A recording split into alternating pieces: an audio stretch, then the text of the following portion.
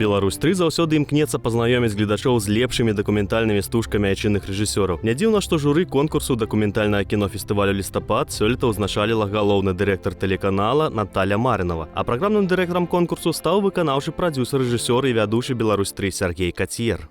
Мы находили контакты с теми фильмами и с теми авторами, которые получили уже призы, гран-при за лучшую режиссуру, за лучшую операторскую работу. И договаривались с ними, чтобы они прислали нам эти работы.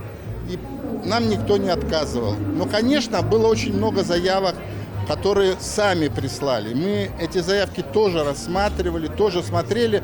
Поэтому у нас есть несколько фильмов, как я называю, мировая премьера. То есть фильмы, которые нигде еще не шли. За 27 гадоў існавання кінафестывалю «Лістапад» дакументальныя фільмы заўсёды знаходзіліся ў цені ігравога кіно. Але кінатэатр «Цэнтральны» і «Піянер» сабралі гледачоў сапраўдных кінаманаў, у якіх таксама была магчымасць прагаласаваць за уподобанную стужку.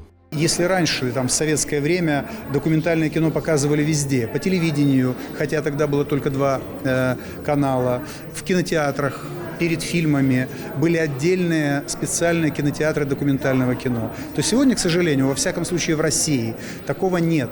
Документальное кино видят только сами режиссеры, которые его снимают на фестивалях. Нечаканыя рэжысёрскія хады, арыгінальнае вырашэнне ў сюжэтнай лініі і аператарскай працы дазваляюць сказаць, што дакументальнае кіно таксама мастацкае. Напрыклад, азербайджанская работа «Санунджу» або апошні Фарыза Ахмедова пераконвае, што шчасце дакументаліста можа спалучацца з трагедыяй, пра якую ён распавядае.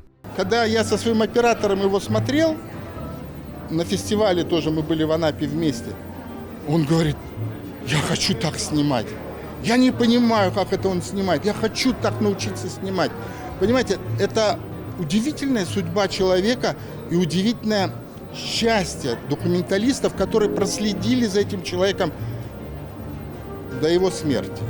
А вось рэжысёр Альгіс Арлаускас, вядомы як акцёр па галоўнай ролі ў гайдаеўскім «Спортлото 82», ужо даўно таксама выступае як рэжысёр дакументальнага кіно. Новую конкурсную стужку «Свабодны палёт» ён прадставіў сам з Іспаніі. Рэжысёр здзівіў публіку гісторыяй пра свайго сына, якога здымаў ад нараджэння да цяперашняга дня. Без купюр ён распавёў, як з анёла ў дзяцінстве вырас хуліган-падлетак, які зараз раскайваецца ў зробленым. Вось так за гадзіну дакументальнае кіно можа паказаць лёс чалавека.